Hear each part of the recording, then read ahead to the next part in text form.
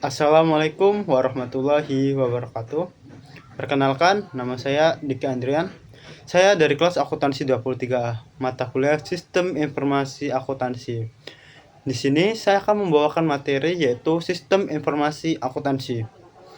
Sistem Informasi Akuntansi adalah sistem yang dibikin untuk mempermudah proses akuntansi lebih efisien, cepat, dan akurat. Sebelum kita lebih jauh membahas tentang sistem informasi akuntansi, sebenarnya apa sih sistem informasi itu? Nah, secara sederhananya, sistem informasi akuntansi atau biasa dikenal dengan SIA adalah sistem yang membantu untuk mengumpulkan data transaksi, memprosesnya, menyimpan, dan membuat laporan keuangan. Jadi, SIA ini bisa kita bilang sebagai otak dari kegiatan pencatatan keuangan di sebuah perusahaan. Selanjutnya yaitu ada tujuan dari SIA. Tujuan dari SIA ini banyak banget, tapi intinya ada beberapa yang saya rangkum, yaitu yang pertama ada efisiensi, yaitu mempercepat proses akuntansi. Nah, yang kedua yaitu akurasi, mengurangi kemungkinan kesalahan. Nah, bayangin kalau misalnya semua data transaksi perusahaan itu dicatat secara manual. Pasti bakal capek banget dan rawan banget salah. Yang ketiga yaitu keamanan, melindungi data dari kehilangan atau pencurian.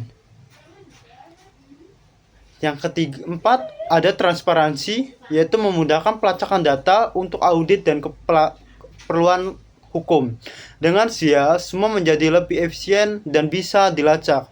Jika akan ada proses audit atau keperluan hukum, data SIA ini mudah untuk ditelusuri. Tapi ada juga tujuan utama dari SIA itu sendiri. Tujuannya yaitu menghasilkan informasi keuangan yang relevan dan andal untuk digunakan oleh pihak internal maupun manajemen maupun eksternal. Nah, selanjutnya yaitu ada fungsi dari SIA. Fungsi dari SIA itu ada 4. Yang pertama ada mencatat transaksi yang terjadi dalam sebuah perusahaan. Kedua yaitu setelah transaksi itu dicatat, fungsi selanjutnya yaitu data transaksi tersebut diubah, informasi data tersebut diubah menjadi laporan keuangan seperti laporan laba rugi ataupun neraca.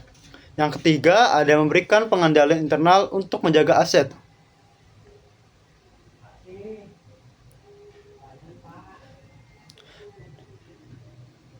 Nah, untuk mengontrol aset perusahaan supaya tidak hilang dan adanya kebocoran, SIA ini bagus banget untuk mengendalikan aset tersebut. Keempat, ada membantu manajemen dalam mengambil keputusan berdasarkan data yang akurat.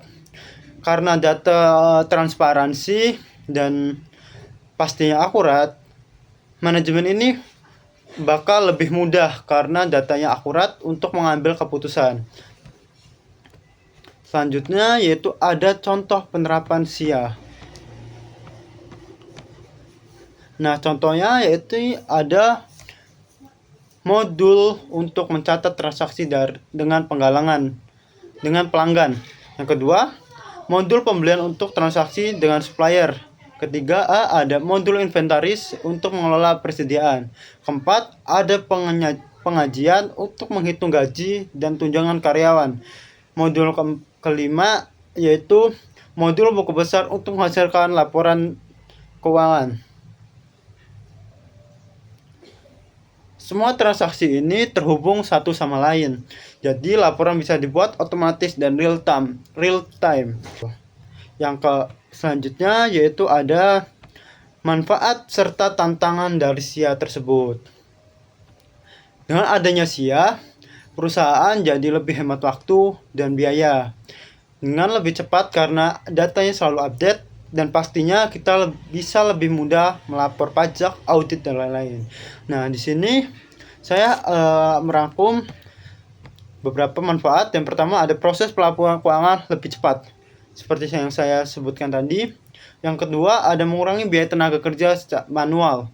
Ketiga, ada mendukung manajemen dalam membuat keputusan tepat waktu.